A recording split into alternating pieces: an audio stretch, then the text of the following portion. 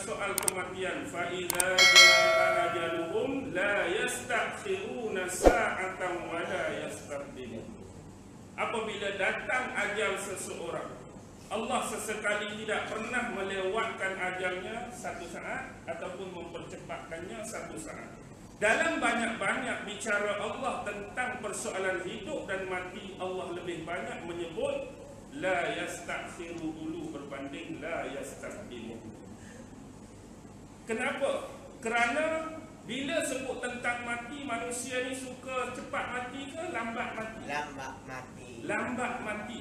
Sentimen tu Allah dah tahu dah. Kalau bab mati, Allah sebut yang akhir dulu. Sebab manusia bila bab lambat mati tu dia lebih suka berbanding cepat mati. Atau kita boleh buat perkiraan sebagai ujian. Angkat tangan dalam masjid ni, siapa yang nak mati cepat? Tak ada. Tak ada. Ada tak? Tak ada. Pokok saya minggu depan, kalau boleh tak apa dah start mati minggu depan. Tak ada. Kalau boleh, kalau Allah letak tahu, Allah letak 60, kalau boleh tambah lagi 40, kalau boleh tambah lagi 60. Bab mati memang manusia suka melambat perkara yang berkaitan dengan akhir zaman. Pertama saya nak sebut apa yang disabdakan dalam bentuk nasihat dan saranan seorang Nabi, seorang Rasul yang bernama Muhammad kepada sahabat dia, iaitu Abdullah ibnu Umar, anak kepada Khalifah Islam yang kedua Sayyidina Umar bin Al-Khattab. Kun fid dunya ka'annaka gharib aw 'abirin sabilin. Hadis riwayat Imam Bukhari. Hiduplah kamu di atas dunia ini sebagaimana kamu ini dianggap sebagai orang yang asing. Hidup atas dunia ni, anggap kita ni seperti orang asing. Bukan bumi kita, bukan tempat kita, bukan wilayah kita, bukan kawasan kita. Au abirin sabilin, atau seumpama kita ni orang yang sedang berkelana, orang yang sedang bermusafir. Standard orang yang bermusafir ni, dia tak akan menetap lama di satu-satu tempat. Dia menetap di satu-satu tempat sekadar nak berhenti rehat, sekadar mungkin nak solat, sekadar mungkin nak makan, nak minum, dan ada keperluan-keperluan asas yang lain. Kemudian dia akan segera bergerak, segera beredar dan segera berlalu. Itulah sifat orang-orang yang asing dan orang-orang yang dianggap sedang bermusafir atau berkelana. Ambil contoh dalam sebuah kitab Imam Ghazali, iaitu Kimia As-Sa'adah.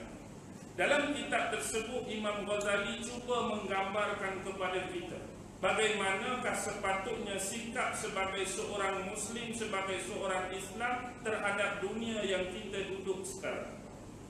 Yang pertama, dia gambarkan ada satu pusat pelancongan, yang mana pusat pelancongan ni baru buka sebuah pulau. Di pulau ni adalah pulau yang cantik, ada macam-macam binatang, ada macam-macam pokok, ada macam-macam jenis batu permata dan sebagainya. Jadi syarikat tersebut buka peluang sebagai, kita kata baru start, baru buka, baru opening dia punya tempat ni, dia menyediakan satu cruise, satu kapal yang besar. Jadi percuma saja, dia akan ambil di pelabuhan, ambil di pangkalan, orang akan masuk. Kemudian dia akan bawa ke pulau tersebut dan sampai waktu dia, kita akan kembali semula. Jadi bawalah orang ni. Bila bawa, semua penumpang turun. Tapi karakter, sifat penumpang berbeza. Bagi orang yang ghalib, yang tengok tu dia anggap pelik, dia anggap takjub, dia anggap menarik, dia ambil masa yang lama duduk di pulau tu. Oh, binatang ni tak ada tempat aku, tak pernah tengok. Jadi dia jadi ghalib. Duduk tengok binatang tu, tengok binatang ni, tengok pokok tu, tengok bunga ni, tengok buah tu, tengok batu permata, tambah-tambah syarikat kata boleh kutip, nak ambil banyak mana pun. Dia pun ghalib tu mengutip. Maksudnya hak yang kedua tu, dia tengok gitu-gitu je. Ni pernah tengok, ni tak penting mana, ni tak penting mana, ni biasa, ni biasa. Kalau ambil batu pun 2-3 ketui. Ada tu dia tak tengok langsung benda yang tak ada faedah bagi dia.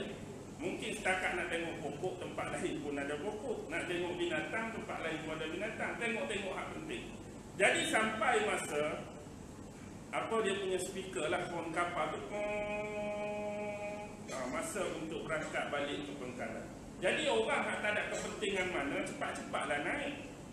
Dan bila cepat naik, kapal kosong ni boleh pilih tempat-tempat best-best lah. Pilih mana hak selesa. Tak ada orang lagi. Ni bilik best, ni bilik best, ni bilik aircon, ni bilik aircon. Boleh dah pilih. Tapi yang kedua tu tak boleh lah nak pilih hak best-best dah. Dah ada orang dah. Bolehlah lagi bilik apa. Lepas tu hak ngelas tu aku nak kakak. Ngelas duduk luar lah. Ada bawah tu lah. Ada kursi kat luar. Lepas tu berkemungkinan hak balik tu kapal pelayar ada tak orang yang tertinggal? Ada. Akan ada orang yang tertinggal. Duduk balik kutik batu, duduk balik tengok buah, duduk balik tengok binatang. Jadi hak paling sadis, hak paling sedih, hak tertinggal kapal tu lah. Sebab balik dia dengan dunia baru dia. Begitulah kita hidup atas dunia ni kena beringat. Kita jangan sampai jadi balik, kita ketinggalan kapal, tinggal di sana, kita akan balik di sana sampai kita lupa akhirat kita. Kerana balik dengan dunia kita. Hak yang paling best, hak selesa tadi. Duduk dalam aircon, duduk dalam bilik, bukan tahap bilik lah, tahap sup. Tak, ada macam-macam makanan best, makanan tu, makanan ni. Dia boleh pilih macam-macam. Itu keselesaan bagi dia.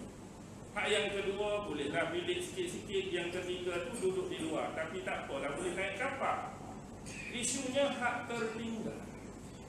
Jadi itulah gambaran yang diberikan oleh Imam Al-Ghazali dalam kitabnya Kimia As-Sa'adah. Tentang bagaimana manusia ni nak bermuamalah dan berkomunikasi dengan dunia cukup sekadar keperluan. Kita ni ada option, duduk atas dunia. Nanti kita bincang tentang option. Sebagaimana yang Allah sebut dalam surah Al-Hadid ayat yang ke-20. Tengok betul-betul. I'lamu annamal hayatud dunya la'ibun wa lahwun. Ketahuilah olehmu, sesungguhnya kehidupan di atas dunia ini la'ibun, adalah satu bentuk permainan, walahwun, dan salah satu bentuk perkara yang sia-sia, perkara yang melalaikan. Biar jelas bagi kita, memang Allah yang create dunia, memang Allah yang buat dunia. Tetapi yang menyebut tentang dunia, yang membahaskan tentang dunia, Allah yang sama, Tuhan yang sama. Allah tu buat dunia. Bila dia berbicara pasal dunia, benda ni juga yang dia sebut.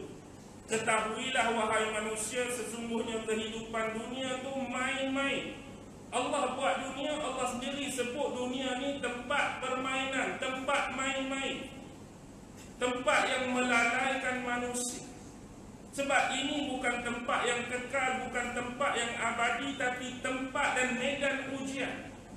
Kita takut kita terlalai dan terleka di sini, kita akan terlepas akhirat kita. Sebab permulaan kehidupan manusia sudah diawali dengan dua watak penting, Adam dan Iblis. Watak Adam sebagai manusia yang pelupa, sebagai manusia yang pernah melakukan kesalahan dan kesilapan di sisi Allah, tetapi dianugerahkan taubat di sisi Allah. Adam tahu dia lupa, Adam tahu dia bersalah, Adam tahu dia silap, tapi Allah bagi anugerah taubat kepada Nabi Adam, dan sampai satu tempoh tertentu Allah mengampuni dosa-dosa menerusi taubat Nabi Adam. Ini sepatutnya option dan jalan yang dipilih oleh kita. Kita sebagai manusia biasa yang tidak maksum, tak terlepas dari dosa, salah dan silap, kita perlu kembali pada jalan Allah, bertaubat. Mudah-mudahan kita berimpian dan berharapan Allah akan mengampuni dosa-dosa kita. Tetapi jangan memilih satu lagi watak, yang mana wataknya diselendangkan dengan kesombongan, dipakaikan dengan kecongkakan. Orang yang sombong, orang yang congkak, orang yang angkuh itu adalah iblis. Dengan sifat ananiah dia menentang Allah, dia mengingkari arahan-arahan dan perintah daripada Allah. Walaupun dia tahu yang memerintah dan mengarahkan sujud itu Allah yang buat dia. Yang suruh sujud tu bukan malaikat. Yang minta sujud bukan Adam sendiri. Allah tak buat dia. Firman untuk sujud datang daripada Allah. Kalam Allah, tapi kalam itulah yang dibantah. Kalam itulah yang dilawan. Kalam itulah yang diingkari. Sampai Allah melaknat iblis kerana keingkaran dan kesombongan. Jadi pilihan di tangan kita. Kita nak memilih jalan yang Allah buat dalam bentuk Adam, atau jalan yang Allah tunjukkan dalam bentuk iblis ataupun syaitan.